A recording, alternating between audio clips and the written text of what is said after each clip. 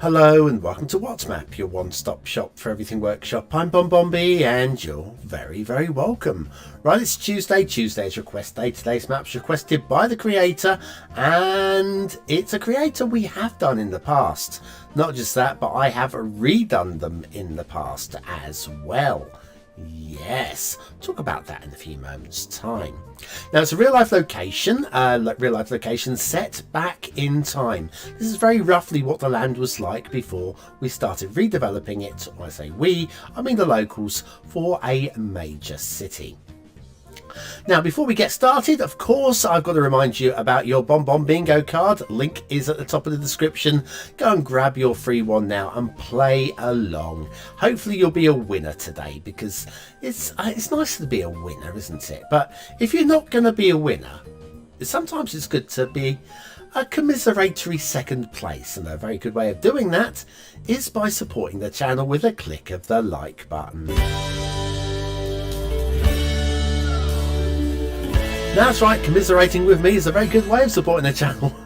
It doesn't work, does it? No. Shall we try a different one tomorrow? Yeah, we'll do that.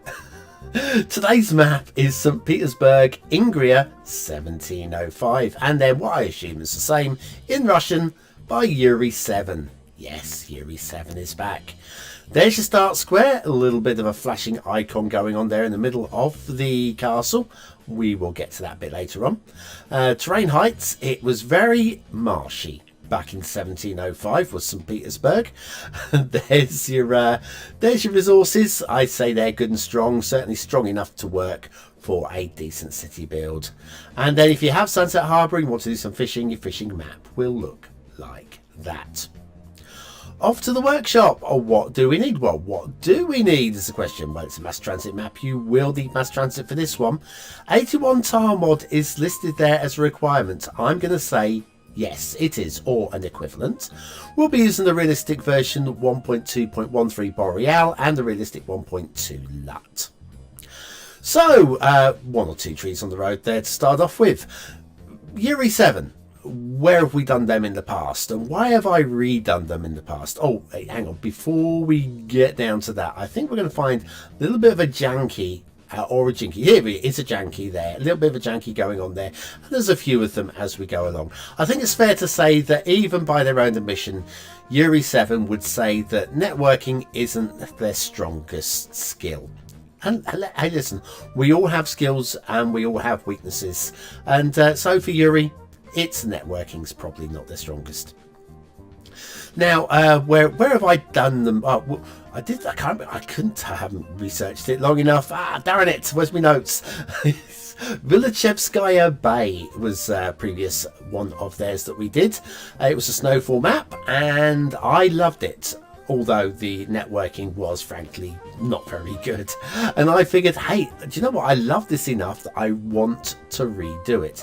Now, I redid it, not as a snowfall map, but as a volcanic map. And so yes, if you've seen my map Volca, that takes the work of Yuri 7 and it just changes it completely. And I've just had fun with it. I just had fun with it. And what Yuri 7 seems to be very good at doing is finding locations which are uber interesting. Intersection there. Again, I'm not going to say this is the prettiest intersection I've ever seen. Definitely a bit of a hard shoulder coming down the side there. And we have a tree clipping through the highway as well. And a few more trees to follow. So, yeah, they're very good at finding out that village of Skya Bay, which is out in eastern Russia. I mean, way out in eastern Russia. Just before you start getting off to the Bering Straits, that kind of area. And then this one, the marshlands of St. Petersburg, before it got developed. Which, I'll say, they're very good at finding. Oh, this road here. We'll join up with that in a minute. It's an alternate route to the routes that we are taking. Yes, I know the intersection is going to handle a huge weight of traffic there. But again, I would say the whole network is going to have to be reworked to some degree as you go about with your city build. Heading up now to, I'm going to call the start square intersection, because this is a... Come here now, girl.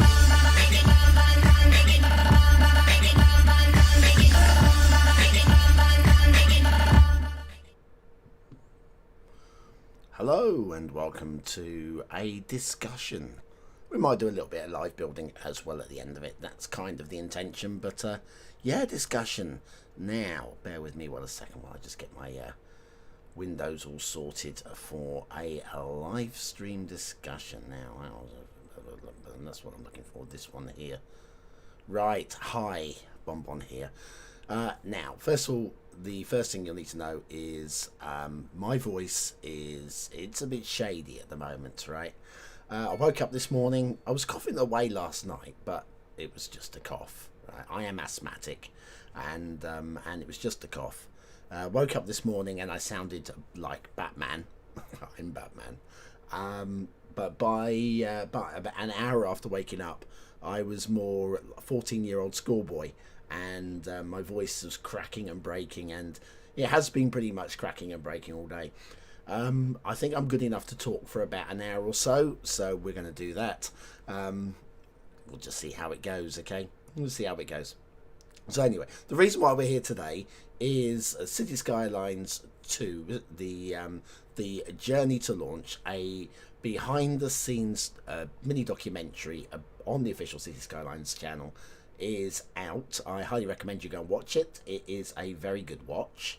It is pretty brutally honest of what goes on behind the scenes. Mostly brutally honest. I think there's one little thing that they've toned down. It's a production that obviously has come from Paradox rather than Colossal Order, because Paradox are the marketing gurus. They're the experts when it comes to promoting games and getting word out there. So it's been produced by Paradox.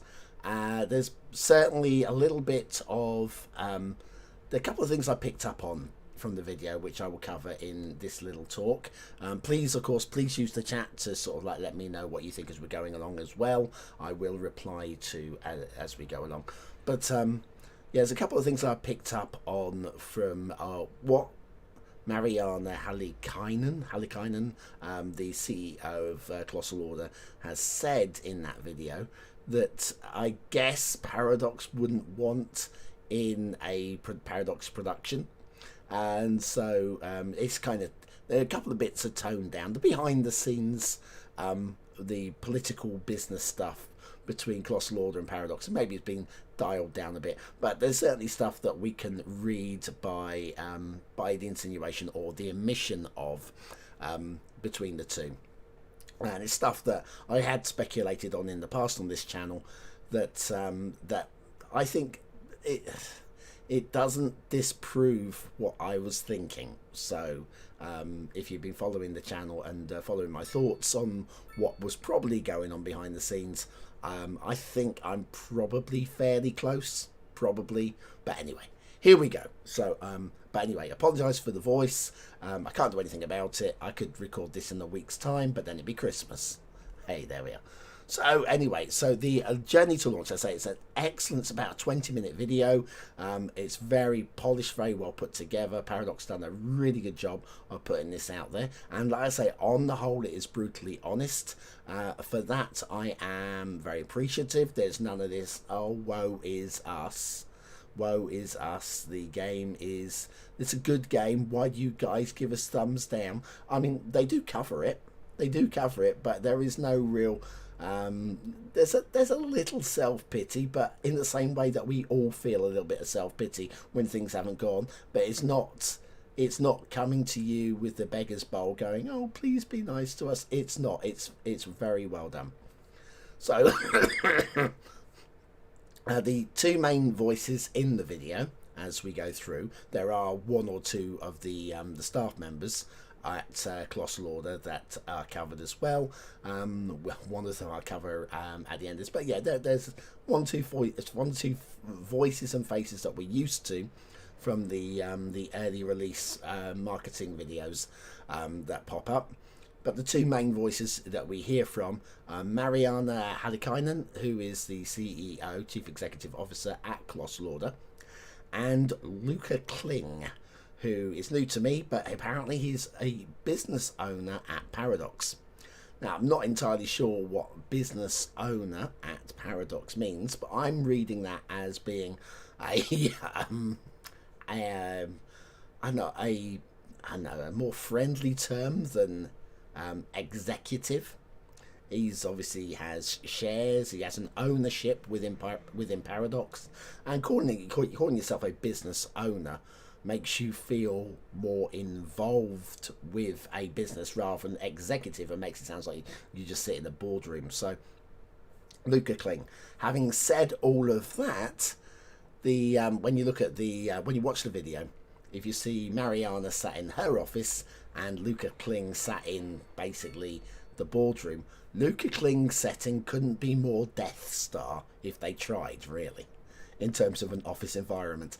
He doesn't come across as a Darth Vader, but it doesn't really put the best spin. It's not Mariana's got some cuddly toys on the shelves, etc., and Luca Kling is sat in there for excuse me.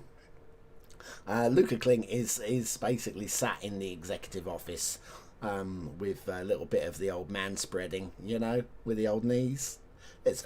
I'm a man, and I've got a bit of man spreading going on myself at the moment.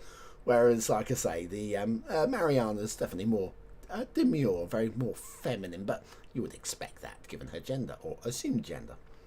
Anyway, hiya Dan, good to have you here. Good here for a bit. Yeah, it's not going to be the longest stream because I'm going to struggle after. The longer this goes on, the harder I'm going to find it to talk. But it's fine. I feel okay. But hello to you, Dan. Indeed. Right. So to cover the video, I'm going to go through my notes that I've written down. I can't show the video because obviously copyright, but again, I've linked the video link into the description of the video. I highly recommend you go and watch it for yourself, but maybe after this, and then you can decide whether what I picked up on is correct or whether I've just picked it up as wrong, So anyway, they've made it voice is croaking again. Right, they made City Skylines to last a decade and to build lemon tea. Do you know what? First of all, I'm not really a tea drinker. I know I'm British. I don't mind tea. I will drink tea if it is poured for me. I don't like the variants of tea, and lemon tea, no thank you. Anything like that, just a good old English breakfast tea. Or a Yorkshire tea, as Biffa would have you have. Yes, something like that. I mean, yeah, that's a cup of tea. Right. Anyway, sorry. Let's crack on with this. Come on, Bob. So yeah, they've made City Skylines 2 to last a decade. So any thoughts of City Skylines 3 in 5 years' time? No, they're going to build upon City Skylines 2, and as we'll cover in these notes, City Skylines 2 has been made to be built upon. So it has, whereas City Skylines 1, they were limited with the technology. So I've seen your comments, Dan. Yeah, City Skylines 1 was limited by the technology of the time. Plus, they never expected it to be as successful as it was, or as it became. So therefore, they didn't really think about all the possible bells and whistles that were going to be popped on there. City Skylines 2, they know, is going to be big, and they need to be able to plug in all the bits and pieces as they go along. So it uses the latest technology. So to go via my notes here, it's been built to last a decade and to be built upon. It will, to quote Marina, will be something greater than City Skylines can ever be. Now the quote is, it will be something greater than City Skylines can ever be. I think they're accepting at this point it isn't. But again, I think that's a fair comment, brutally honest comment. City Skylines 1 with mods is greater than City Skylines 2 vanilla at this point. But I don't think there's that much in it. We're getting there. Excuse me. So I don't think there's that much in it. There is definitely something in it, but the engine, the City Skylines 2 engine, is pretty impressive. Oh, speaking of which, I've got City Skylines 2 running in the background, and every now and then I'm going to switch camera position. Let's do that now. I've preloaded some camera positions Let's bring this over to, there we go. I have no idea what order these are going to be in, but it'll just give you something different to look at in the background. You can tell some traffic build up here. There we go, this is my university area. Right, okay, so it's a bit of a change of scene for you there while I carry on. So, so yeah, be something greater than Cities Skylines could ever be. Cities Skylines 1 was not a technical masterpiece, using Mariana's words. The technology that they had wouldn't support years and years of development. Cities Skylines 2 uses the latest technology, which allows for ongoing development, by which, when they say technology, I think they're just talking about the actual game engine that the game is built upon. So, in this case, the latest Unity engine. I'm sure it's probably a bit more than that, with coding technology, etc., etc. But yeah, at the end of the day, they're using the latest bells and whistles, which they didn't have available for Cities Skylines 1, and probably didn't really consider it necessary at the time. Anyway, it was being released due to the pressure from business and the pressure from fans. Now, the pressure from business can only be from, in my mind, two locations: Paradox and from any outside investors, which obviously there's going to be Paradox will go out and get investment if they're not going to put all the money in themselves. And then also the pressure from fans. Now, the pressure from fans, I say shmush. Forget that, it's irrelevant, the pressure from fans. It's just irrelevant. If the game isn't ready, then you don't release it just because the fans want it now. The pressure from fans is completely irrelevant. It's just like, no, it's not ready. It's going to be another year or whatever. The pressure from business is slightly different. It's a lot more nuanced. Having said that, now they look back in retrospect at the early release, I'm sure the idea is that maybe they should have put it back a bit long. Yeah, at least another 6 months. I still say another year. But anyway, this is all covered within the video. Anyway, probably Dan's busy in the chat, isn't he? I will catch up with that in a minute. Okay, I'll catch up with that in a moment. Next time I change camera position, we'll catch up on the chat. Excuse me, when I cough. So anyway, sequel talks. The first talk of a sequel to Cities Skylines 1 is, to quote, and this is from Henry, who is one of the staff, the oldest member of staff, or the longest serving member of staff at Colossal Order. The sequel talk, the talks of a sequel started early in the life of Cities Skylines 1. I'm reading that as being either in 2016 or 2017. They thought that the DLCs would stop in 2016 after natural disasters. So snowfall, natural disasters, that's the end of it. But of course, the success of Cities Skylines kind of drove more and more DLCs. Had it not been so successful, at the end after the second DLC, they would have gone, nope, that's it, done. Huge success, clearly. And so in 2018, 3 years after the game originally launched, and 5 years before the sequel finally dropped, the agreement to produce the sequel was signed. So that's the agreement between Colossal Order and Paradox, signed in 2018, with an intended release date of either late 2020 or early 2021. But again, to quote, the project was cursed by problems with technology, and although it's not been mentioned, they don't mention it anywhere in the video, there was a world pandemic during that time, which would have slowed things down as well. I mean, working from home, great, but you maybe haven't got the same power of computer at home, so there's going to be all sorts of problems with that. But anyway, So the expected development time was 2 to 3 years. And it's been released 3 years late. Right. Now, I would have been very happy with a 4th year, but I'm not in the business side. I'm in the fan side, and there was no pressure from me. Never any pressure from me.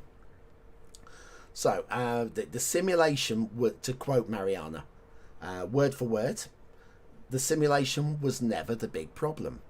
The problems were with technology. The core of our skills, we make simulation games, she says here.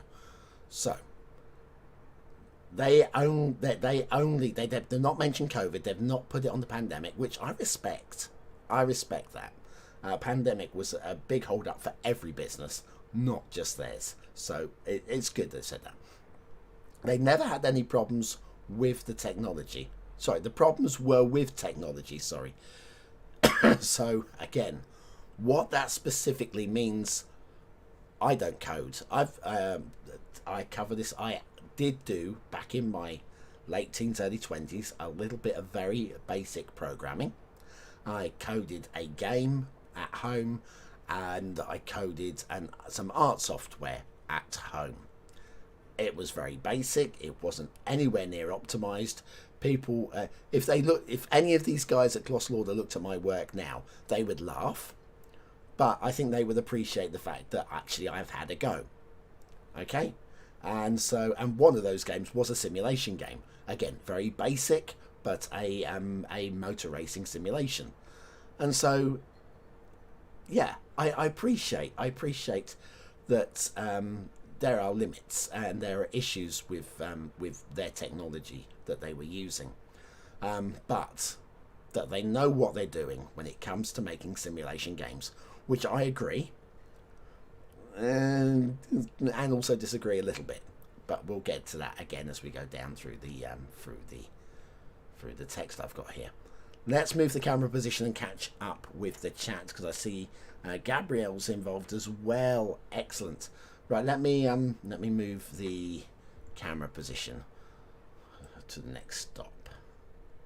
There. How about one over here by the cargo station? We got here just the right time. Look at the cargo trains just pulling in now. Fantastic. So where were we? So she says, I feel like we ran out of time. With more time, we wouldn't have reached reasonable results. So that was all in one phrase, basically. She feels like that they ran out of time, and that with more time, they wouldn't have reached reasonable results. I think what he's saying there is, because at the end of the day, if you're saying with more time you wouldn't reach reasonable results, it means that the game isn't going to get any better. Because with more time, we are going to get reasonable results, because the game is already getting better. Since the release, we've got a couple of patches, and there are problems that were there in the release of the game that are not there now. So, excuse me. I do apologise for this coughing. I'm asthmatic, and I am a little sick at the moment, but I'm just going to soldier on, right? So anyway, so they wouldn't have. I think what she's saying is, within a reasonable amount of, as you're getting closer and closer to the end of a project, things take longer to make a smaller difference, is what she's saying there, I think. And what she's basically saying is, we were under pressure from business and from the fans, and we weren't going to get it finished anytime soon. Is kind of where we are. So I did say I was going to read the chat. Let me catch up on the chat, and I'll carry on with that thread. Mass transit was needed. Oh, I'm totally with you on that. Yeah, hi to Gabrielle there. Definitely rather functioning game than a quick game. Totally with you on that one. Yes. Feels like SimCity 2000. I'll take your word on that. Hopefully we'll eventually be able to import CS2 cities into Paralives. Ooh, I don't know if that's going to be possible, but it'd be fun if you could. Carrying down to below, mass transit is definitely needed. Why is there no snow in the park grass? Yes, yeah, there is that. All the gardens are clear of snow. The roofs, all the cars have snows on the windscreen, how they can see where they're driving, including the police cars. Anyway, hiya Matthew. You're still dedicated to the original Cities Skylines. I'll tell you what, please do stick with it. This game will be better than Cities Skylines 1, and I think it'll happen within the next 12 months. But unless you're an absolute steadfast Skylines and now's not the time to switch, in my opinion. Oh, there's fire. Sorry, just noticed on the screen. So yeah, now's not the time to switch. If you are still having a pile of fun with Cities Skylines 1. But this game is already, in many ways, beyond Cities Skylines 1. Just not in all of the ways that we really want it to be. Anyway, that's by the by. Have you noticed any changes with the new update? Yes. The game is now working. It has other problems. But at least, the thing is, I'm playing it now. I started doing the city build. And I gave up on it. Because the game was just too far broken. Since the updates, this current city population is about 70,000 and still growing. And I mean, yeah, it's playable now, right? We'll say that it's playable now. Just saw the the fire helicopter put out the fire there. Lovely. Right. Hi Gerard. Hiya. Good to hear problems are being fixed. Indeed. Oh yeah. Thanks Gerard. Yeah, I'm fine. I'm fine. This is more. If I didn't have asthma, this wouldn't be anywhere near as bad. Where were we? Where were we? Ah, yes. Feel like we ran out of time. Anyway, she goes on to say, now that we have actual open direct communication with the players, we have a huge amount of players who can actually point us those problem areas we still have. Of the entire video, this quote, and I'm going to read it again in a second, this quote is the one that makes me the angriest. Okay? So I'm going to read it again. I'm going to read it slowly. Now that we have that actual open direct communication with the players, we have a huge amount of players who can actually point us those problem areas we still have. So what she's saying there is that the game is out, the game has problems, but now that we have the feedback from the mass players, it's helping them to find and fix the problems faster than they were able to do before. Now this tells me one thing and one thing only. I know that they had playtesters.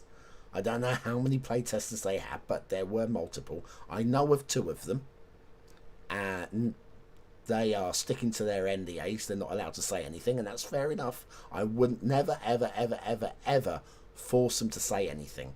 Put them under any sort of pressure, any emotional pressure, or anything like that. As soon as they say, I've got an NDA, I said, that's fine. It's okay. I'll change the subject.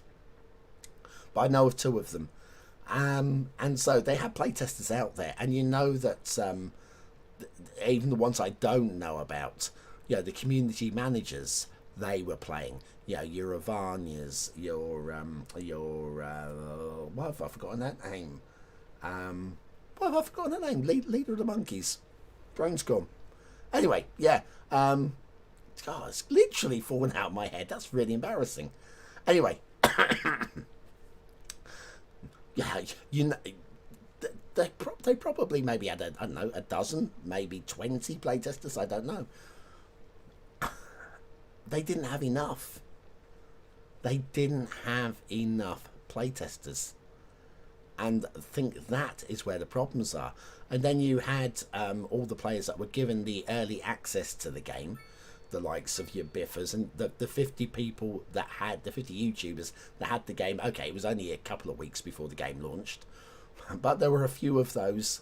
We know Biffer was playtesting for them early, and we know $2.20 was playtesting for them all. We know there are a few big names. There would have been non-big names as well that were playtesting, but there clearly weren't enough. Because we've got to this point, and one of the phrases is, we have a huge amount of players who can point us those problem areas we still have, and we had to pay for that, and we paid full retail price. I say I was gifted the game, open and honest, but not from Paradox. It was from one of my Patreon supporters. I was going to buy the game regardless, but if it's somebody who wants to give me it for free, then I'm not going to say no, because I'm not stupid. But yeah, people have put somebody's put their hand in their pocket to buy the game, and for everybody else who's bought the game and has then gone, it's broken, it's busted, things are not working, the performance is rubbish, things are missing, the game is misbehaving, and so forth. I have a problem with that. Now, the thing is, no matter how many people you have playtest the game, you're still going to find problems. There's still going to be issues with it. When it's released, there will be problems. Every single game will, especially a complex game like a simulator. So, for me, using that line that we can now fix things quicker or focus on the things because we have more. Yeah, okay, we're playtesting it for you, but we have paid for this. And it's an absolute, in my mind, outrage that, okay, they'll make up for it and say, oh, for a little bit of good feeling, what we'll do is well, they've already said, like, the next DLC is going to be put back. Oh, we'll throw in a free radio station or something like that. No, that's just not good enough. That is just not good enough. There's nothing they can do to fix this now, in terms of selling the game at full price. And the advantage is now that we've all got it, we can tell them what's wrong with it. Of the entire video, that phrase made me spit. I was so angry. I didn't actually spit, but you know what I mean. So anyway, where were we? Let's have a quick look to the chat. Did I miss anything? Probably have. Not too much. Hi Snoozeby, good to have you there. Copyright says hello. Is there a map editor? Not yet. Not yet. We will get there. Anyway, I'm going to carry on focusing on my notes here. Let's move the camera position first of all, shall we? Move the camera position. You've had a good old look at the goods yard. Let's budge the camera position to. Oh, blimey! There we go. We'll get there. There it is. The view of the city from the observation tower. I think that's kind of fun, isn't it? Right, okay. So, next up in my notes. You can see though from the video, they look like they've had a real kick in the nuts from the early reviews on Steam and such, with all of the thumbs down and all the critique, where they released the game and they were hoping for excuse me, they were hoping for good reviews, and they were hoping for lots of love and whatever. And it's fair to say the game was in production for 5 years. Everybody's worked really hard for 5 years. They released the game and somebody says to them, it's shit, mate. It's shit. It's broken. It's busted. Of course, if you work hard on something for 5 years and somebody tells you that, you're gonna be low. And I mean, I feel a bit for them for that. As somebody who makes videos for fun or partially for money as well. Like the one of the last tutorials I made, I invested 36 hours of my spare time into it, and it's basically had about 400 views. Yeah, that's a kick in the nuts. I can't do anything about it, and I knew it wasn't going to get the most amount of views because it was fairly mundane. But yeah, it's like, oh, come on, worked hard towards this, and then you get that. But there we go. Working within the project, they didn't notice how bad things were because they had come from the really early stages. I think that's a quote from Luca Kling, who was from Paradox, the business manager of Paradox. I can understand that. So if you start working on something, let's say you're doing up a house, right, a real life house. You buy a rundown building, there's barely a single thing in the house that doesn't need upgrading. All the windows need doing, the floor needs taking up and new floorboards putting down, new plaster on the walls, etc. You go in and you spend a year of your life doing up that house, making that house good. And then you invite people around for a party, as a moving in party. Yeah, we've completed it. And and then I come in and I go, well, that skirting board's a bit wonky, isn't it? And they look down and they go, oh, right, it is actually really wonky. And these stairs creak. Do they? Oh, do you know what? We hadn't even noticed. When we moved in, there weren't even stairs here. And so I can see how, from working within the project, they didn't notice how bad things were because they'd seen it when it was much, much, much, much, much worse. And then it got to the point that they go, do you know what? This game is ready for release. This is where, again, more playtesters would have been better. For the likes of, the $2.20s and the Biffers and those that I know of that were involved.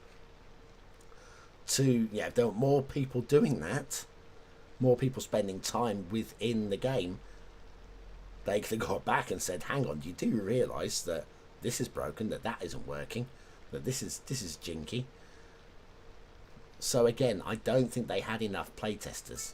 Obviously, the more playtesters you have, the more chance there is of, I'm going to say, as Rockstar have had with Grand Theft Auto 6, with leaks and yeah, that the more you open up the door, the more chance there is it's going to get out there.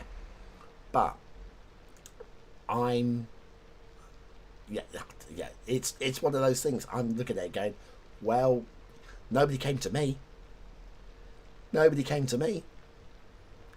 At any point, early access or at any point, I don't know. So, going on to Luca Kling, his quotes that I picked up, and this is the main quote I think I picked up from him. He says, we overestimated how easy it would be to fix certain things. We overestimated how easy it would be to fix certain things. It's a simulation game. It's and they do go in the video, they do cover this a little bit about, with simulation games, you fix one thing, you can make 10 things worse. Everything can cascade, and I think of it like within your city. If you're building a city and you go, oh, I've got a bit of traffic flow problem at the bridge, I know what I'll do is I'm going to make the bridge bigger and put a roundabout or something as you come off of the bridge, and that fixes the traffic flow at the bridge. But what it does is it causes other problems further down the line. And it's a weak analogy, but it's exactly the same. They're building a city simulator, and if there were things are broken with it, you fix something further down the line, 10 other things can break because you fixed one thing.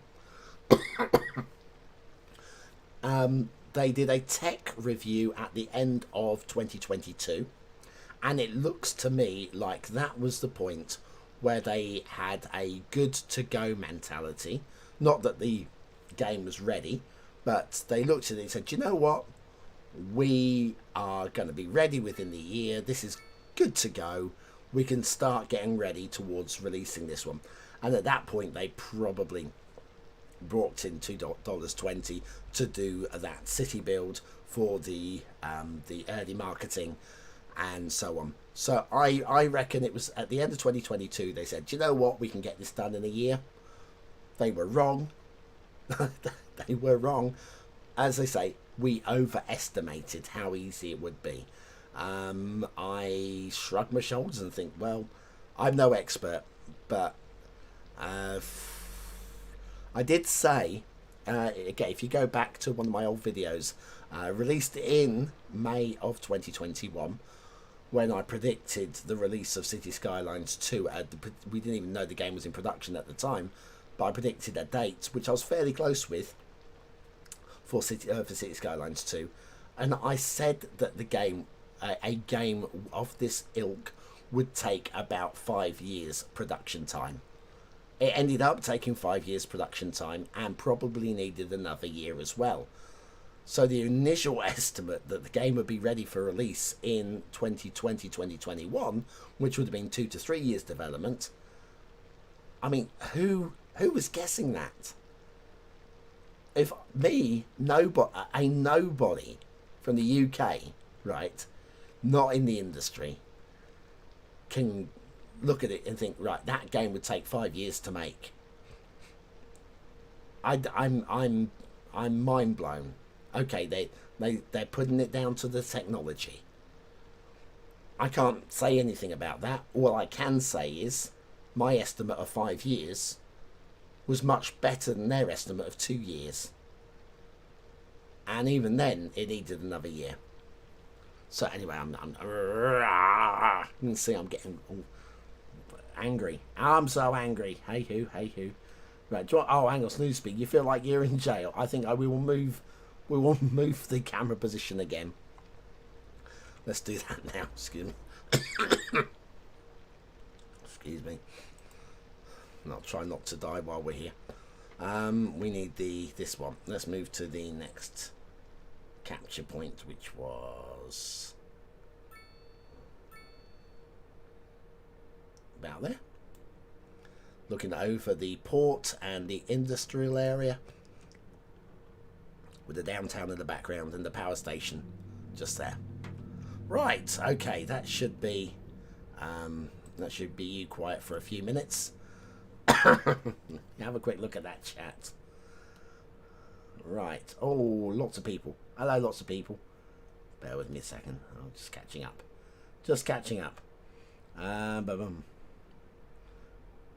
Time to get vaccinated.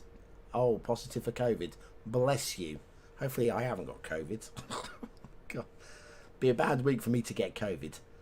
Christmas week, not good. It wasn't me. Hey, BonBonB, have you noticed that sometimes water direction is not visible? There are definitely problems.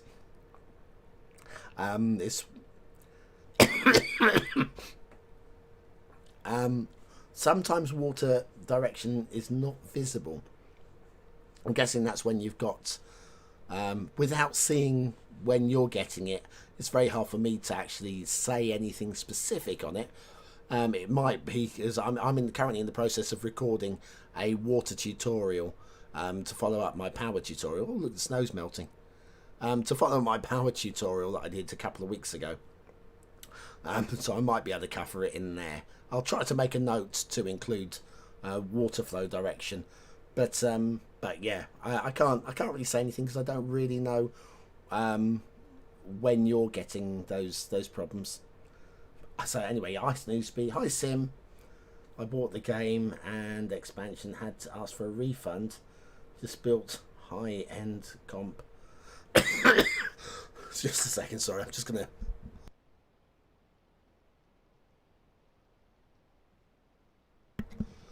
Oh, sorry about that. That was a big one. I should be okay for a minute. You'll come back when they got there. Yeah, I'm with you. I'm with you.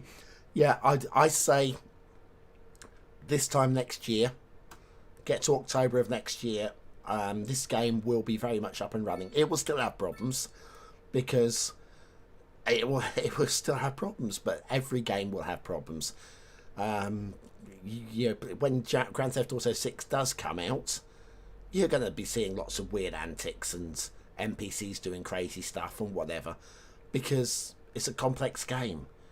If you don't want to see weird stuff, go and play Snake. Go and play Minesweeper. These things are going to happen, and we can take joy in them when they do. But at the moment, when the game was released, it was hard to take joy in them because it was pretty much unplayable, in my opinion, and so much so that I didn't play it for a while anyway. Doesn't sound as bad as the release of Sword in the Stars 2, where they accidentally uploaded the pre-alpha version. Oh no. No. And then the full release was super... I didn't know about that, Gerard, but yeah, that's a whoops. That's a whoops. I mean, I've done that with a video once, really. Uploaded the the unfinished edit. And it was only when the comments started coming through and they go, what? What do you mean? What do you mean? What are you talking about? And then spotting it and going, oh, God, I'm a schmuck. It is easy done. But if you're uploading like a major game, that's a big ups. Hi, Fifel. Hiya. There we. I can't see how they didn't know about most of the problems. Things like the high school eligibility, just so obvious to anyone who goes to play it. I'm with you on that one. Although in the video, don't cover it in my notes, but Henry goes on to he talks about the what was it? Oh man, the problem with the import-export, and how the reviews are saying that it's like a fake economy, and he's saying it's not. It's just a bug. It was working earlier, and it might be that the problem with the schools is just a bug, and it was working earlier. So, I mean, we have to give them a little bit of a benefit of the doubt for some of these things. Are they actually broken, or are they just a bug that needs to be fixed? And because they fixed something earlier, let's say they fixed the import-export, and that causes the problem with the high school. And you go, well, how can that happen? Well, these things can cascade in weird and wonderful ways. I'm not defending them. Believe me, I'm not defending them. The game shouldn't have been released anywhere near this state. But it's possible that the schools are working. It's just that there's a bug that they need to resolve, and then that will go and break something else, because cascading, in my opinion. But there we go. It's only going back to an original Cities Skylines, a revolt. Well, there are a lot of people that are. And they're going to come back to this in the future. Just for the heads up, again, I'm not going to do a full review now, but let's just say I'm playing Cities Skylines 2. This is my current city build, and it's fine. It's not perfect. There are problems with it. As was mentioned just a moment ago, the high schools at the moment are an issue. You can have something like 20 elementary schools and one high school, and it just seems like the balance there is wrong, and it's there's all sorts of issues, right? But they are working on them. Not at the moment, because they're off on Christmas vacations, and God bless them. Enjoy your time. Enjoy your time. This game will, my guesswork, October next year would be a good time to go out there and buy the game. Not least modding support will be available by then, I imagine. Plenty more chat going on there. Biffa lost respect from me for clearly not communicating this stuff. The problem with an NDA, this is the thing. The problem with an NDA, and this is one of the blessings that nobody came to me with the early access. is I did not have to sign an NDA, and at this point, I will speak. I will always be on this channel. I will always be honest. Whether, and my honesty can be wrong. Yeah, I can say, oh well, the water is broken and whatever, and it might be my inability to use the water tool. We don't have a water tool yet, but yeah, I can be wrong, but I will be honest. And that's the one thing you always get from this channel. Matt, thank you for still doing the workshop lists. Oh, bless you, bless you. I I enjoy doing them, but the problem when Paradox Mods releases, I don't know if I'm going to be able to do both. This is the problem. The amount of hours. If the videos were getting tens of thousands or hundreds of thousands of views, wouldn't be a problem because they would pay for themselves. They would pay for me to make them, but they don't get anywhere near the revenue from them doesn't go anywhere near towards being able to focus on them. But for now, because there's nothing else to do on a Saturday morning, there's not a problem. It's an hour and a half of my time every Saturday, and it's I mean, even though I'm not playing the game at all myself now, it's quite interesting just to keep up with what's going on with the community over there, which is all good. I'm going to have to carry on with the I see we've got AK Robbie's here, Russell's here. Hi Russell. Is the map on your screen your latest creation? This is the Lakelands map, which is the vanilla map from the base game of Cities Skylines 2. The city is my current city build on that map. There isn't a map editor yet in Cities Skylines 2, so the answer to that is no.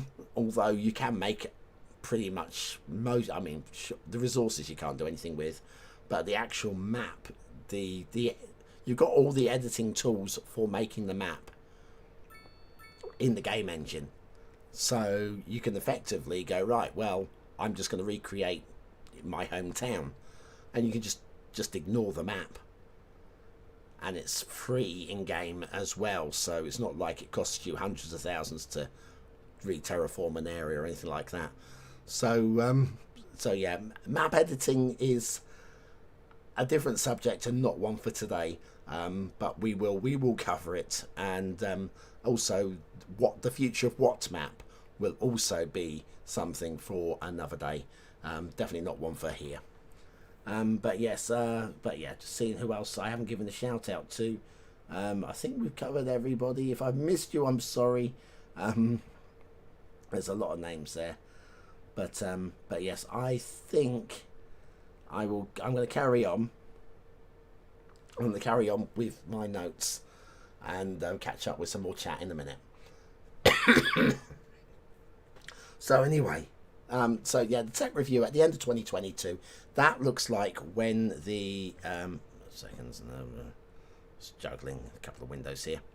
That looks like when the decision was made for the game to be released in October 23, and with the assumption that the problems would be fixed by October 2023, which didn't happen. So anyway, going back to Mariana's quotes, the CEO of Colossal Order, there was never... sorry, read this properly. There was never during this project that I was worried about the game. I was worried about the technology. I was worried about our relationship with our publisher. I was worried about the team. How will they be able to handle the pressure? But I was never worried about this game would be fun to play. The gameplay is good. There's a lot to pick apart from that. I'm going to go through it again. There was never during this project that I was worried about the game. I was worried about the technology. I was worried about our relationship with our publisher. I was worried about the team. How will they be able to handle the pressure? But I was never worried about this game would be fun to play. The gameplay is good. Right, well, let's work back a bit. Let's work back. First of all, the gameplay is good. I would say, on the whole, yes. There we go. Just going to say it there. Are there broken bits with it? Yes. We can cover that all day long. But the gameplay is good. I back her on that. Absolutely 100%. The gameplay is good. I was never worried this game would be fun to play. Now, I've got... let me see how many hours in game now. Goodness me. 222 hours in game. Would I say that I've had fun? No. I haven't. I mean, at the early stages, I did hate what I was trying to get my head around. That first week when the game was released, and I took the week off work to learn the game backwards, that was not fun at all. Wasn't even close to it. It's more so now. I'm still struggling to say that it's fun, but it is it's getting there, I guess. But yeah, they've never worried that she's never worried that the game would be fun to play. Well, I would worry a little bit, but are simulation games supposed to be fun? It's a puzzle game, isn't it? A simulation game, puzzle game. It's a time sink. You spend time on the simulation trying to learn and fix problems. As you fix problems, you make more problems and so on. Yeah. If that's fun, then great. But I wouldn't use the word fun. But anyway. But now going back to her worries. So she was never worried about the game. She was worried about the technology. So that would be the latest Unity engine or whatever coding they're using within the Unity engine. I'm not an expert. I'm not even going to try and speculate on it. And I would say, yes, she would be right to worry about those things, because I would be worried about when I was doing my early coding, where I was making that simulator, Grand Prix simulator. I was working with very, very basic. We're talking late 80s, maybe even early 90s. No later than the early 90s. I would say about 88, 89. So we're going back a long way here. And my computer, if you can call it that, had very, very major limitations. And the coding that I used was very, very limited as well. So, yeah, I was... Can this computer do what I want it to do? And so, yeah, that kind of... comparing that to what Mariana's had to worry about with technology, different ends of the scale massively. I'm going to skip that second one. We're going to go back to that in a moment. I was worried about the team. How will they be able to handle the pressure? Well, absolutely. The one thing I'm going to say about this woman, Mariana, is she looks like a team motivator and a team player. She looks like somebody that I would want to work for. So, absolute credits to her. She is... there's a little phrase that she uses when she launched the company. She'd do things from... I think she'd say... Would she make the tea or whatever? As a manager within retail, when I was on the high street before I went self-employed, one of the very first jobs I would do in any store that I went to work in was I'd sort of like delegate tasks, get the team together and say, right, okay, you're on the till, can you do this, you can do that, I'm going to go upstairs and give the toilets a quick blitz. And the first job I would do is I'd let them know that I'm just going to go up and clean the toilets, so that they know that the manager will get their hands dirty. And it wouldn't be the only time I would do it, but I'd let them know that the very first job I'm doing in their store as the new manager is I'm going to go and clean their toilets. I'm going to clean the crap off of their toilet pans, right? And to be fair, the toilets were never that bad in any of those stores, but that was always the first job that I would do. And she comes across as a lady that is exactly the same. So all credit to her for that. The line that stood out to me, though, from that quote was, I was worried about our relationship with our publisher. Now, their publisher was Paradox, or is Paradox. Why would you worry about your relationship with your publisher? Why would you worry about it?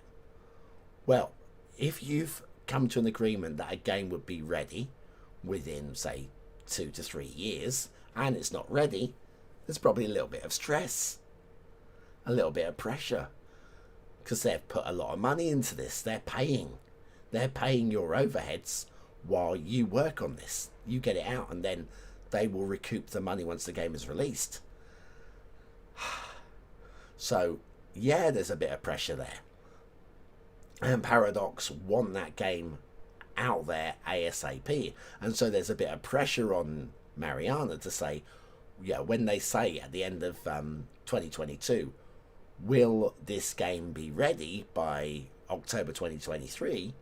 Again, it's complete speculation based on the video, though, is how I'm reading this. She would have gone, I'm pretty sure we can do that, because she probably believed it.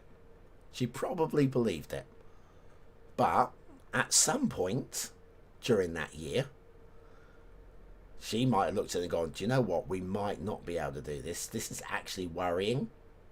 And so, yeah, there's a lot of pressure to get the game out. There's probably a point that she should have said to Paradox, we got to put this game back. I know we're 3 years late already, but we need to put it back just a bit longer. And so the relationship with that little pressure between Colossal Order and Paradox to get the game out, I was going to say on time, but 3 years late. But 3 years late, that was still 5 years of development, and I predicted 5 years of development in a video back in 2021. So, I don't know. I just, sometimes, you know, when you look at these things, you go, but I know more than these people. I don't. I really, truly don't know more than these people. But sometimes you read things like this and you go, yeah, but I was saying that. And you don't seem to have. I don't know. Is how delusional sometimes you can be when you're in the middle of the eye of the storm. You're in the eye of the storm. There is no storm, is there? And yet, around you, there's a hell of a wind blowing. Just a few miles in every direction. A hell of a wind blowing. And that might be where they were. It was the eye of the storm, where you look out and you go, I think we'll be able to do it. And then the storm moves and you get hit. That's how I'm reading that one. Let me switch camera position, because I'm sure you're fed up with looking at my my harbour. Let's move that one to the next one along here. Oh, bloody X. Oh, there we are. I think that's where I'm not even sure where we're supposed to be. There we go. I'm just going to settle it there. Looking up, sorry, looking up towards my downtown, up my main street here, through the downtown. Right. Where are we? Don't forget to hit like. Indeed. Thanks, Gerard. Don't forget to hit like, please, guys. In fact, I should really be doing a little bit of that as a little reminder to you guys that I have social medias as well. But yes, well said, Gerard. Got to say, do like a little bit of Gerard. Just a little bit. I mean, you can be a bit much after a while, but I do like him. Okay, anyway. Then we've got a very, very nice quote. Again, on from Mariana again. This one, a few of you might feel this is a little bit of woe is me. Life is bad for us. It doesn't come across like that. It might do the way that I read it, but it certainly doesn't come across like this in the video. The release of Cities Skylines 2 was rough. The expectations that had built up felt like they were impossible to deal with. Having the absolutely perfect, wonderful marketing campaign to follow that, to follow the hype, the expectation of the players, the feelings were mixed like the reviews. So, again, you need to hear that in her own voice, because obviously she will phrase it better. But yes, so we're saying the release was rough. Expectations that had built up following the absolutely, again, using her words here, having the absolutely perfect, wonderful marketing campaign. Well, the absolutely perfect, wonderful marketing campaign was put together by Paradox. That's what they do. They are very good at it. They are very, very good at it. All of those videos, all of them Paradox. Colossal Order, busy making a city builder. And then you have Paradox coming on going, right, we'll do a video with this, we'll do a video with that. We'll pull in Biffa, we'll pull in $2.20. We're going to make this work, right? And Colossal Order make the game. So having the absolutely perfect, wonderful marketing campaign, it was a very good marketing campaign. I got one or two problems with it, but overall, at the end of the day, it was still very good, right? So to follow that, to follow the hype, the expectation of the players, the feelings were mixed like the reviews, or her feelings were mixed like the reviews, of course. Of course. It is easy to feel like we are drowning in some swamp because of the amount of negativity there is. And there is a lot of negativity. This video contains, with me speaking, negativity. They have my full support. They absolutely have my full support. My gripe is that the decision was made to release the game without just holding it back one more year. We can see, just looking down this street now, look at the way that the traffic is flowing. Everybody on this street, all the people that you see walking on the street, all the vehicles you see down there, they are all part of a complex system. They all live somewhere. All those truck drivers are people moving the goods about. They're all working somewhere. They're all living somewhere. After work, they'll go to the store, and it's a living, busy system, and it works really quite well. So I'm the first to praise. I'm the first to praise. But also, it does have to be said that there are problems. And my problem is that the decision was made to release the game. It needed holding back a little bit more. And I think they have to appreciate that now. They have to. They have to appreciate that right now. Anyway, my favourite quote from the video is from our old friend Henry. He does use an expletive, which is bleeped out in the Cities Skylines video, the official channel video. I'm not going to bleep it. I'm going to say it. Okay? Because honestly, it's the sentiment. You can see the sentiment in his face. This guy loves the game. This guy lives for his job. This guy is passionate, and this guy is the everyman, right?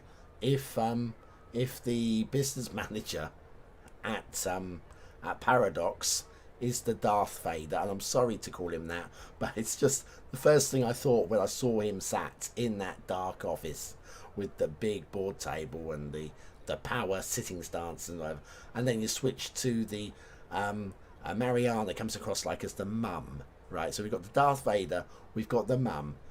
This guy is just, he's just joy. He is absolutely joyous. Right, anyway, Henry.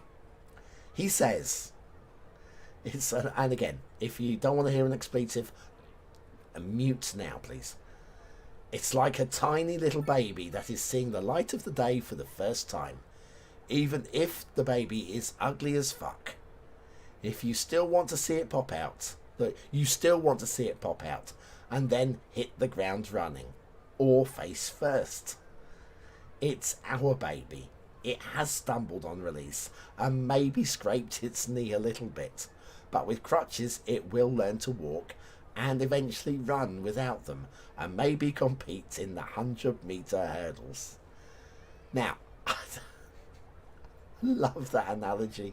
I don't know if Henry knows how babies work.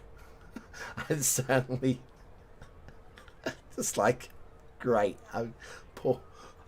Imagine Henry's designed the model for all the children in the game, because that's not how children work. I love Henry. I just absolutely adore the guy. But yes, I love that quote. That yes, basically saying, look, we spent 5 years working on this. It's our baby. We love it. I want it. When I finish the video that I've spent hours and hours on, I want it to get out. I want it to be seen. I want people to love it. And sometimes I do really well, and sometimes I don't do well at all. And it's exactly the same with him. But what he's saying is, with crutches, the game will learn to walk. Those crutches being spending more time fixing it, and eventually run without them. Absolutely, this game will stand strong and tall, and it will last. It will last. And maybe compete in 100-meter hurdles. I don't know if it'll do that, but it will be the city builder of choice in no time. And so once modding is released, that will elevate it even more. I know there are mods out there already, but I stand by this statement as well. This is my personal opinion. I won't be touching mods until Paradox Mods is released. There's just too many, I don't know, shady's not the word, but once you're going outside of the bubble that people are used to, we're used to a Steam Workshop. Paradox Mods will be the equivalent of the Steam Workshop. It's not a Paradox approved mods, it's just basically a hosting site for what we're going to call workshop content that Paradox basically host on their servers, and therefore they've got a little bit more control over, a little bit more. But anyway, once mods come in, that will elevate the game even more so. There's plenty of talk about bug fixing and how fixing bugs discovers new bugs. That's something I said earlier about the cascade. So basically you fix one thing and you can make 10 more things happen.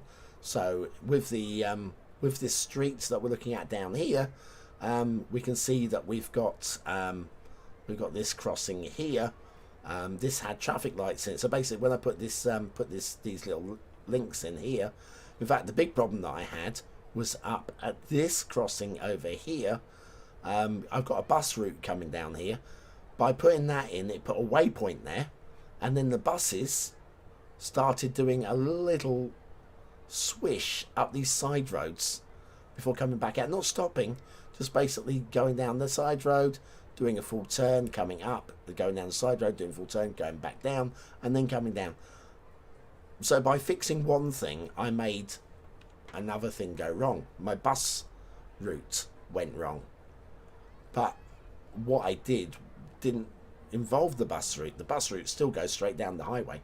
So anyway, at the end of the day, yeah, you get the cascade of problems that you fix a bug and then you can make 10 more bugs happen. And so there's a lot of talk in the video about that. The video ends with a positive spin on an acceptedly bad launch. Again, that positive spin could have come across as just cheese. You know, when if politicians, right, the economy is really bad, we're going to have to put taxes up 50% or whatever. You know, I'm going to exaggerate a little bit, but let's say if your government, the government minister, comes on TV and says your taxes are going up 50%, they don't focus on that. What they're going to say is, oh, well, we need more nurses and we need better roads, and what we're going to be able to do all of these things. Oh, and by the way, your taxes are going up a little bit, but we're going to have much better roads and much better hospitals. And the positive spin on this could have been like that, and it wasn't.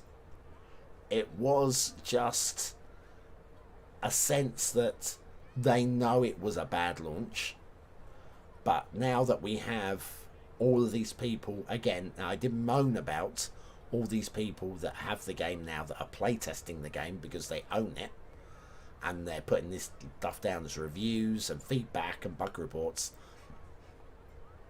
It is a way of looking at it as a positive spin. They are saying, listen, we've now got plenty of information to work on and plenty of things that we can be fixing. So there is a bit of a positive spin towards the end, but they, working with Paradox, working with us, the community, and the modders, it's all going to come together and it will work in the end. And they do say that modding support will come. It was supposed to be part of the launch game, but when the game is broken, you're not spending hours making a modding system when your game is broken. And this is the problem that they've had. They ran out of time to put all the things into, and Mariana did say that she felt they ran out of time. But they should just have gone, do you know what? We're going to bite the bullet. We're going to bite the bullet and we're going to put it back a year. But they didn't. And they did say that they felt blinded because they saw the game in a state that was much worse. There's plenty of early development footage. Do go watch the video. The link is in the description. Do go watch the video. There's early... oh, blimey. I just saw a police chase. Wow. There's no sirens then, but wow. I'm assuming the lead car might have been a plain police car, but that was wow. That was not on your screen, by the way. That was in real life. I love having CCTV. It's great. Anyway, yeah. So that's that covers that. Let me move the camera one last time. I will then catch up with all of the chat. But let's move this one across to where are we? Bit of an overview of the city as a whole there. There we are. Yeah, that looks pretty good. That looks pretty good. There's my downtown up there. This area is called Longman. We've got the old town. Really proud of me old town, by the way. It's not super old. It's kind of like if you think early 20th century, based off of the railroad and the former highway. So and then we've this area has been developed. In fact, you can pretty much see the entire development area. That's that university area all the way up there. Plenty of good stuff going on. Right, oh blimey, let me have a little look at this chat then, shall we? Have I got access to the chat via my main screen? Let me have a quick look-see. I do. Fantastic, this is great. It's true that you need dev goggles early in game dev because things are always bad. Yes, yeah, I'm with you, Feifel. But you need dev goggles. Yeah, beer goggles, yes. All crikey. Moises Brando, hi. Hiya. As a modder, I won't be touching this game for 3 to 4 years. Really? Why that long? Oh, hang on a sec. If mods are the only thing maximising quality of life, then I'll wait. How many CS1 modders won't return to Paradox mods? Don't know. You'd have to ask them that. I think excuse me. I think that because you'll have the mass market in Paradox mods, the likes of me, who I won't get my mods off-site. I mean, the thing is, having mods off-site, anything that complicates the issues, it makes it harder for people to find those mods and then to understand how to add the mod. Whereas if it's within a system where it's all integrated with the game, then yeah, these modders, that you might find 1 or 2 modders that go, no, I'm not getting involved in Paradox mods. Well, that's fine, it's their prerogative, isn't it? But I think a lot of the, yeah, if they're going to have maybe a few hundred people using their mod off-site, or a few 10,000, yeah, I mean, how many people were using Move It in the end? Was it 250,000? I can't remember now, but it was a lot. Or was it 1 million? There was a lot of people that had subscribed to and were using Move It. I don't think you're going to get that off site. So I think the bulk will be on Paradox mods. So yeah. But yeah, where are we? So mods will be the best crutch. Well, they will help, of course. They will help. There's nothing that keeps shady things from being uploaded to Paradox.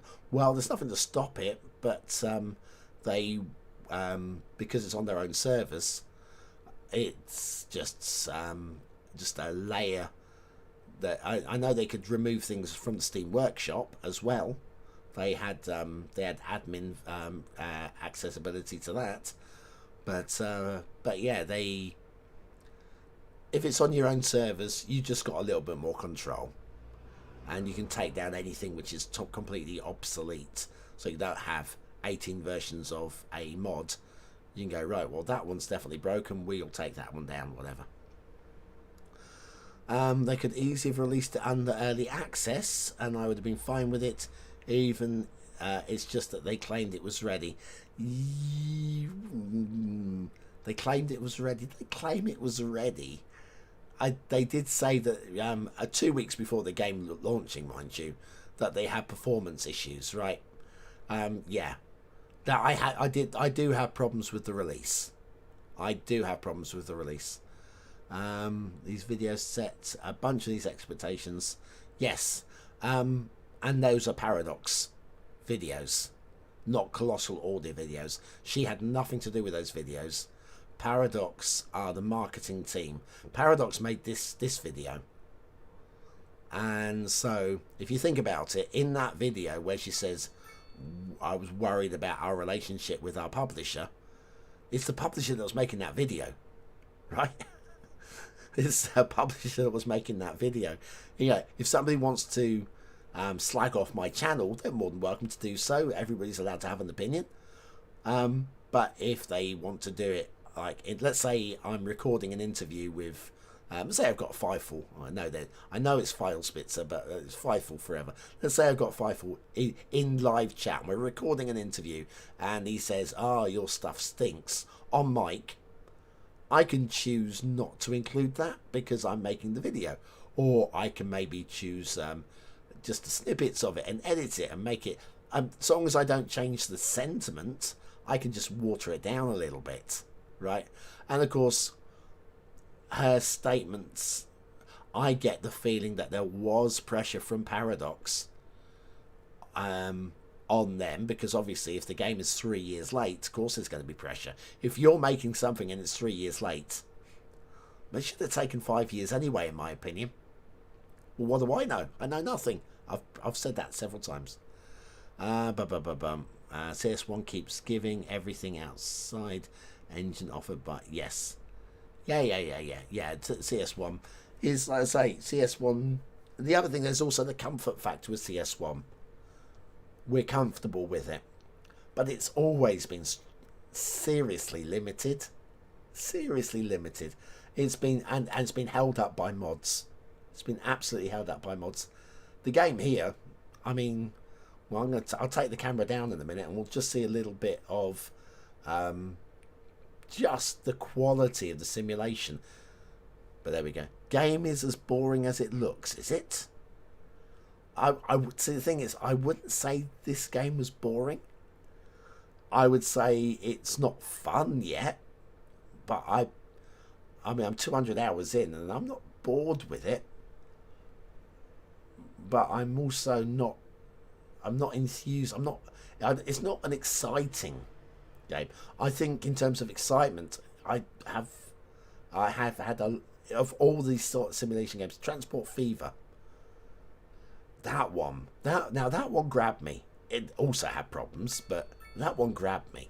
This one hasn't grabbed me yet, but I'm still playing it. This city is in development, and I'm going to continue developing it. Anyway, Fifel. They rewrote it using the new Unity ECS stuff, so being worried about the tech is well justified. I'll take your word for it. That's the thing I'm most happy about in CS2, though. The ECS is a great step up for the future. Now, for anybody who doesn't know anything about ECS and Unity ECS, then you're in very good company, because nor do I. But Fifal seems to know a lot about it, and I know they know a decent amount about it. And if they say that being worried about the tech is well justified, I support that statement, and that if they say it's a great setup for the future, I'm also happy about that as well. So well said, 100%. Where do you see my channel going from here? Oh, see, here's the thing, Snoozeby. I've had no growth from this channel. The game released in October, and I thought that this was going to be the big boost that my channel needed. And I'm about 50 subscribers down from where I was at the beginning of October. Not exactly brilliant, is it? Not exactly brilliant. Where do I see the channel going from here? With Cities Skylines 2, I imagine there's going to be a weekly excuse me, a week, like I have the chart show on the Sunday morning at the moment, recording on the Saturday for Cities Skylines 1. What I imagine is there will be a live version. Not, we won't be recorded live like this, but where we actually, rather than have just like the images off the workshop, actually have the assets on the map. And I can see the chart show being something that takes me a few, because the thing is, what map? I don't see a what map, not in the old style of what map. I think there will be a 1 watt map a week, where we cover maybe 6 or 7 maps in that show.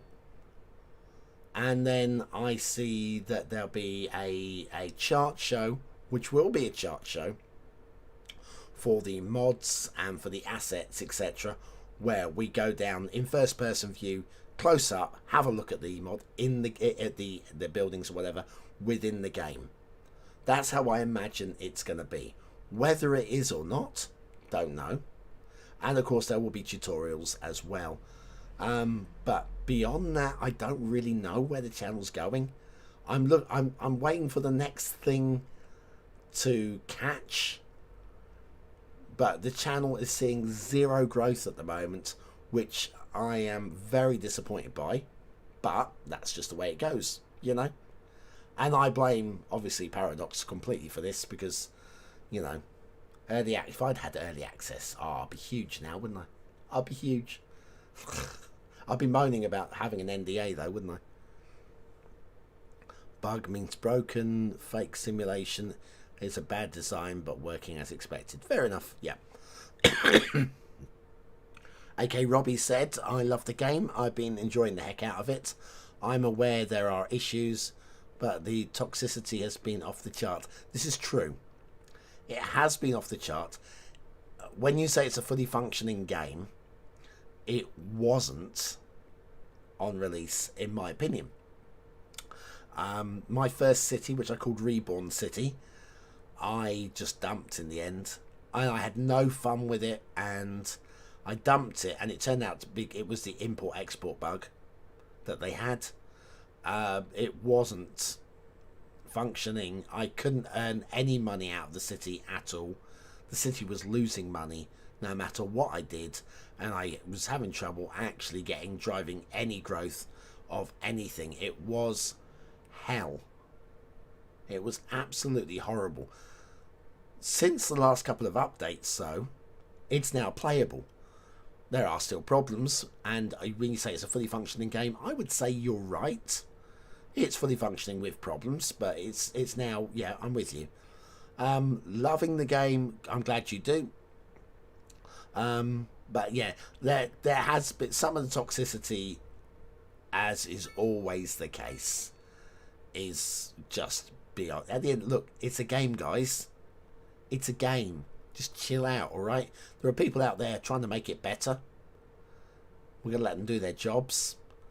The problem was an executive decision to release the game. I'm going to say a year early. They're saying 3 years late.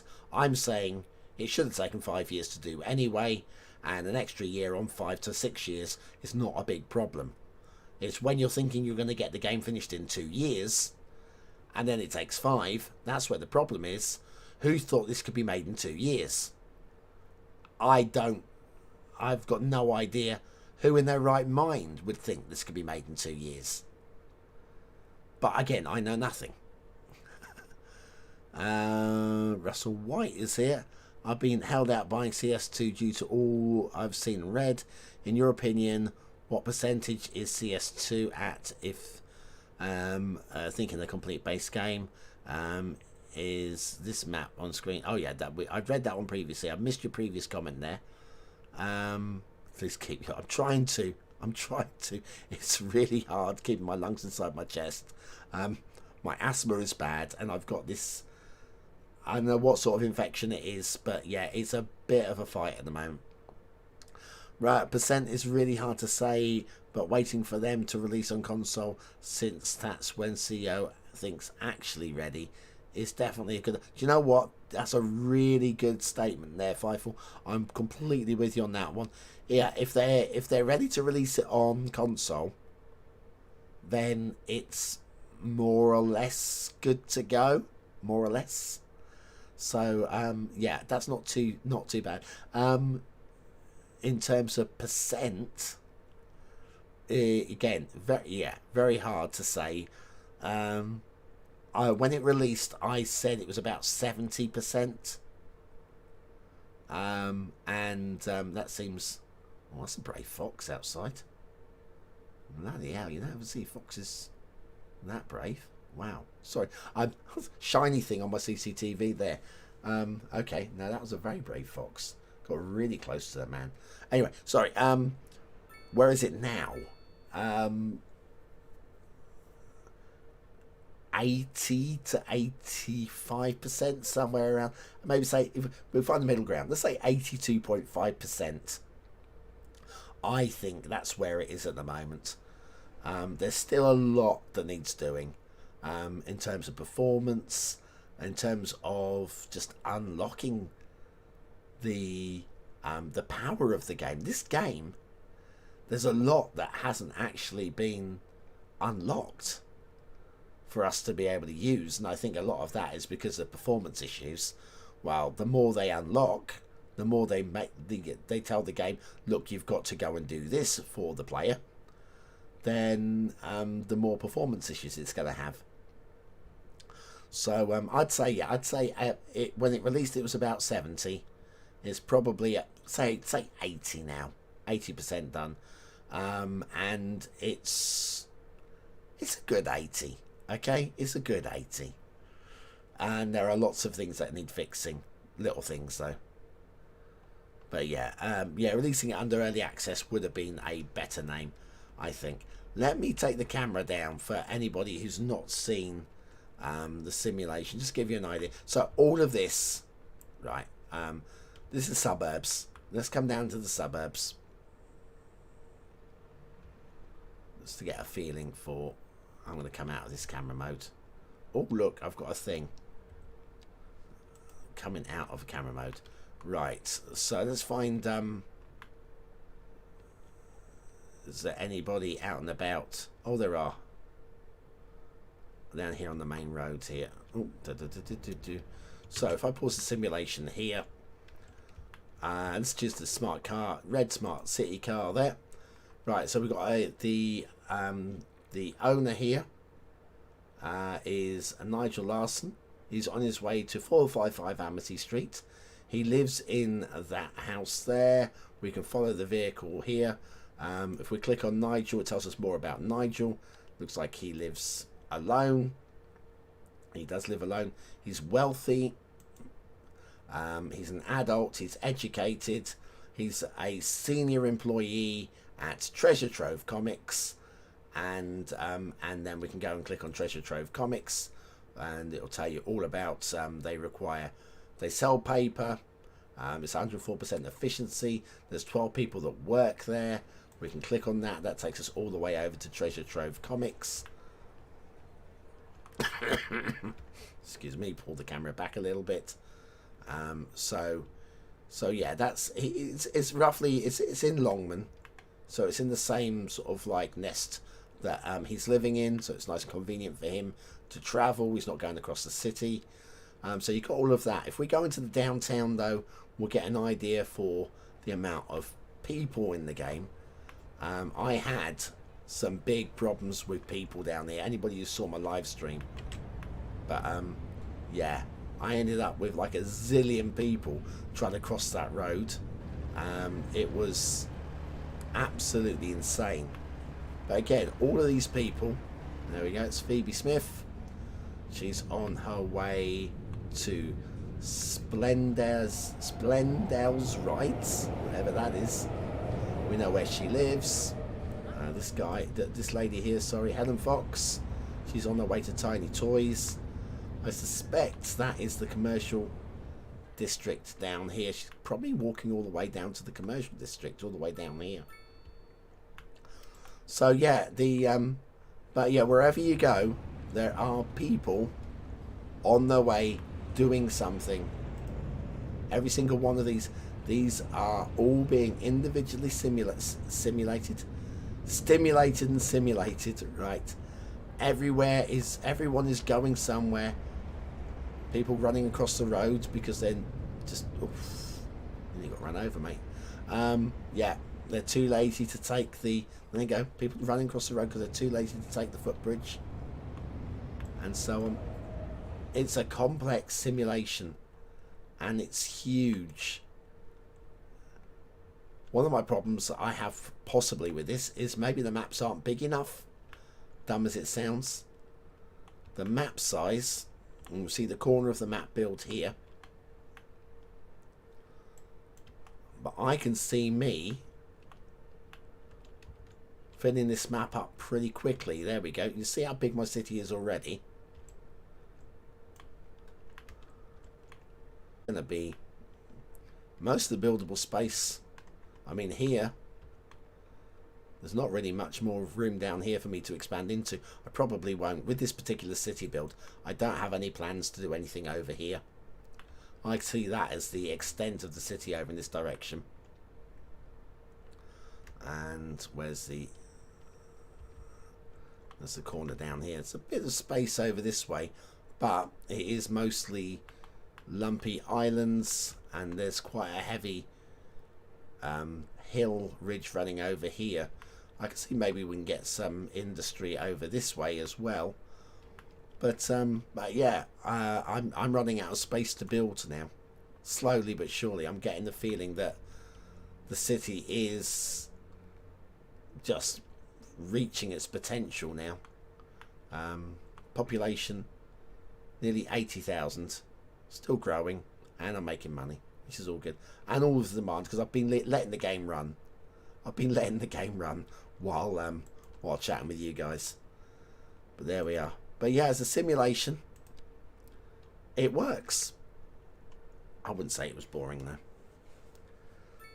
What have we got going on? Hi Steve. Hi Steve. Can't wait for assets and maps. I will have plenty to review. I think that the channel will still thrive off of the modding community. Whether or not I can get the growth that the channel needs, I don't know, but it's going to have to come from somewhere. I've got about 2.5 years of my life before my life changes, and I will have to make decisions about whether or not I can continue YouTubing. And ideally in those 2.5 years, if this channel can be standalone, i.e. it can be my full-time job, then I will be able to put full focus into this. It's not something I can do at the moment because, say, I'm working in retail and I've, self-employed. I can choose my own hours. I don't have a long commute, which is all good. But yeah, it's obviously restrictive. Would love to do a biffer and basically go, do you know what? If I put out a video, it's going to get enough views to pay my rent stroke mortgage, and that's where I want to be. That's where I want to be. But I'll only get there if people like what I'm putting out and I can get the views, and we're not there yet. We're not there yet. I'll catch up on some of these chats here. Where are we?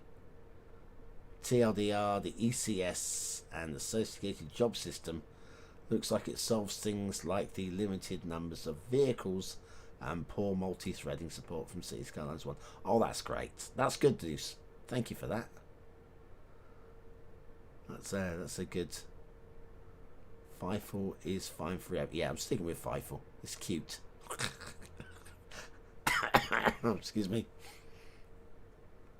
So maybe once the game is fixed, maybe it gets a No Man's Sky redemption. My players will come back. That'll be when your channel... Maybe then. Yeah, maybe then. So actually, like I say, once the modding kicks on, especially as my channel was always like modding focused, the tutorials on the mods, and obviously with WhatsMap and the chart show, it was always very much focused down that way. But yes, it'd be great if I can sort of like just progress this one. But yeah, WhatsMap again. WhatsMap will be a completely different animal with this game. The old reviews style that I had are pointless now. If you've heard this before, I'm sorry, but I'll have to explain it. There's always somebody hearing it for the first time. Cities Skylines 1, was obviously we had the Steam Workshop. The Steam Workshop search engine sucked big time. If you were looking for a map, it was very difficult to find a good one. Based on your search terms, it really didn't make much of a difference. If you typed best map ever, the best map ever would be the map that had the name called best map ever. Ratings were skewed towards maps that have been on the workshop longer, because the longer it's on the workshop, the more likes it would get, because it was on the workshop for longer, and it would be on the front page, and because it was on the front page, it would get more likes, and it was a self-feeding prophecy. So finding a good map was always a problem. That's why WhatsMap was born, because I couldn't find a good map, and then I figured I did it more for myself really, and I ended up getting viewers, so that was great. So then of course, once you've subscribed to your map, let's say you go into the workshop and you subscribe to 5 maps on the workshop, and then you load up Cities Skylines 1 and you sit there for say a minute while the game loads up, and then you load the map in, and depending on your PC, let's say it takes 5 minutes for the map to load. Just 5 minutes. Some people it would be 15 minutes if you're running a potato, but several minutes. So we're now 6 minutes, at least 6 minutes into launching the game, and your map has now loaded. At this point, let's forget that it sometimes can take a few hours of play before you discover that a map is bad.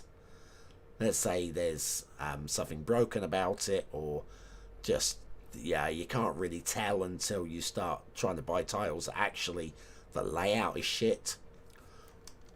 What you had is within the first 6 minutes, you can load up the map, and then you can see just how bad the map is if it's bad.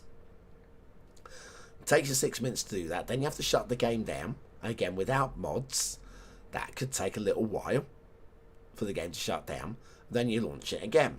So it could, the whole launch the game, discover the map is bad, closing it down.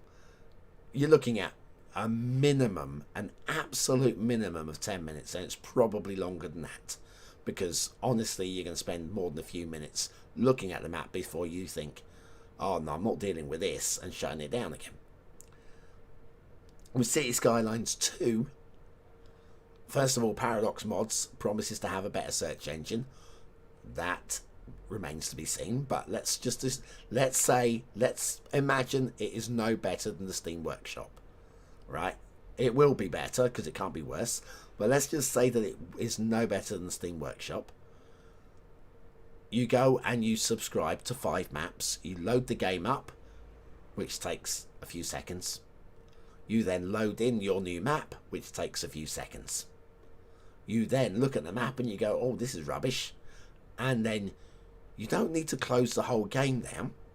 You drop to the main menu and you load in a new map, which takes a few seconds. You can easily check out those 5 maps in, if I say 10 minutes to look at all 5 maps. You could do that with Cities Skylines 2. So what map in its old version of me spending plenty of time showing all the details, all the nooks and crannies of a map, you don't need that anymore. What map will be different, and we can spend less time looking at individual maps. There will be at some point in the coming few weeks a what map for the vanilla maps. I don't know what format I'm going to have for that show, but it will be coming. I know like so Cities by Diana have already done something like that, but I couldn't do a map review because you can't really do a map review until you understand the game. You need to understand the game. You need to learn how a game works before you can say whether a map's any good or not. And until you understand how a game works, which you can only do by playing it, and of course I didn't get early access, no Cities by Diana did, but even then I'm not quite sure how many hours she got into the game before she did those map reviews. She seems to have done a reasonable job by what I can see, but I will be doing my own take on those map reviews, and of course we've got 2 more maps as well, which are almost laughable, but thanks anyway, people. Thanks for sharing them with us. But there we are. So yes, in terms of what map, there it'll be a bit different. Hi Kiki. Hi, how you doing? The game should not be graphics bound, it should be CPU bound from the fancy simulation, but it's not. Yep. The graphical parts are suffering like 10% done. Yeah. Yeah, there's definitely problems with the graphics. Yeah. 2 years with the new incomplete Unity tech. Yeah, no way that would have worked. Thanks for agreeing with me. But yeah, there's no way. I mean, 2 to 3 years. I guess best case scenario, 2 to 3 years to produce a full simulation game with a large team and the full backing. I mean, I can imagine it as a best case scenario. But then, of course, COVID. They never said COVID. But that's got to have affected their production. Must have. It can't not have affected their production. So you got COVID. And then, though, they've had all of the issues as well, which is fair. It's on. Nobody's saying this is easy. Nobody is saying this is easy. And they built this from the ground up. They have gone from the ground up with this one. It was a clean slate. There is absolutely no code at all from Cities Skylines 1 that's been used in this. Well, they're saying there's no code, but they've used certain concepts like the square tiles. Should have used hexagons. I'm not sure how hexagons would have worked, to be honest with you. I still feel that the zoning, using something like the like Banished or Ostriv, where you have these land parcels, I think that would have been a lot more interesting. A lot more interesting. But what they've done is not bad at all. They've juggled the 2 issues with the land shape when you're building on slopes. With Cities Skylines 1, obviously, if you built on the slope, you ended up with this huge step up. You get the what I refer to as a base plate on the building, which we're now at the other extreme, where because there's not really a base plate, it means that you can have the land. Where we got a hill. We've got a hill over here, haven't we? Right. Do the So yeah, we got this hill here, and So you can actually see the shape of the land here. Now, of course, you can terraform the land a little bit to make it flat before you put your asset down. That is not beyond believable. I know some people that are just basically plopping down buildings and expecting, like the old there's containers at the back there. If they're on a slope, they could be completely weirdly warped out of shape and be like vertical or whatever. Well, of course they're going to be. Of course they're going to be if you just randomly... You're going to do a little bit of terrain work. You've got to remember to do that with this one. Whereas the old game, it was all flat, but it just meant around the edge. Here, you just end up with a great big cliff off the edge, which I think was worse. I think was worse.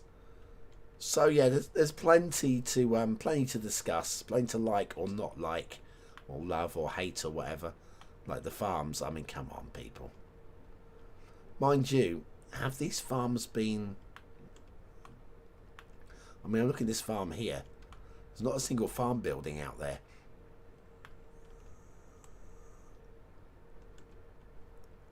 Did they listen to feedback and go, right, okay, we're going to remove all those silly spawning buildings?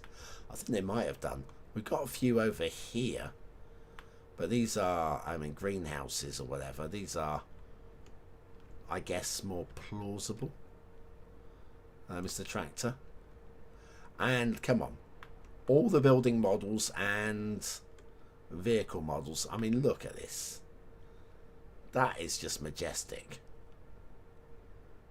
That is super duper. Remember that early trailer that they released and it said not actual game footage? That is good enough to be in that trailer. That is absolutely good enough to be in that trailer. Where are you going?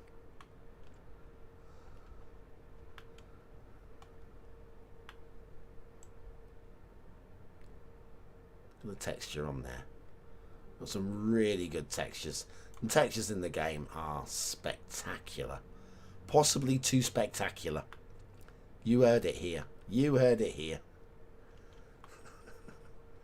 Anyways, I think I'm going to wind this up because I didn't think I was going to be on here for very long. It's been nearly 2 hours. I'm surprised my voice is still working, if I'm honest with you. But yeah, and of course my viewers have dropped by half as well, so maybe you guys are telling me it's time to end as well. And I haven't had any supper yet either, so I'm going to go and do that. But yeah, so I think we covered it quite well. That video, the link is in the description. Do go and check it out. It's one of those really well put together like mini documentaries that I haven't done it justice where I'm reading their quotes because of the emphasis on the words and the way they say them. And, you know, you could say the same thing, like the words "yeah right," "yeah right," "yeah right," and "yeah right" are two different ways of saying "yeah right," and one is very different from the other. So yes, do go and watch the original documentary. Check it out. Leave a comment. Leave a like on this video if you don't mind. That would be very helpful to me. You know, it'd be quite nice if I had a few likes on the video. How many have I got so far? 15. That's not bad. That's not bad at all. Yeah, Gerard's here, Kiki. Gerard's here as well. Yeah. We're all good. One big happy family. They bit off more than they could chew for the allotted time frame. Nonetheless, the time they did have, whilst all the small bugs are not what as good as the overall game. The overall game is decent. Oh look, Blue Mantle next to the side. Yeah, there's Blue Mantle isn't as bad, but there are still the few occasions that I'm seeing Blue Mantle. They're fine, okay? They're fine. The one thing I want to sit down and work with is I'm going to try and work out the water. I haven't truly got my head around how the water is in this game. in the way that it's modelled in the map editor. It does seem that underneath the water, the sea level is, the sea is there all the time, and then they paint the land over it. I think that's how they do it, which is an interesting way of doing it. It's interesting, but anyway, yeah. I think I'm done. I think I'm done for here. But yeah, you guys are the best. Thanks everybody. Thanks Steve. Good to have you along. Thanks Newsby. Thanks Gerard, Kiki, Feifel, everybody who's been involved today. It's been really good to have you along. We are one second.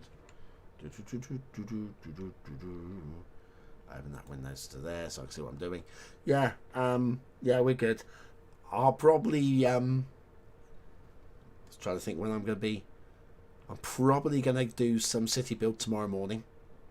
For those of you that are up and about, UK time morning, so I don't know, 6, 7, 8 o'clock, somewhere around there. I'm not sure exactly until just depends when I fall out of bed and what jobs need doing. So I'll probably do a bit, and it'll be going back in time as well, because I've been left this game running for so long.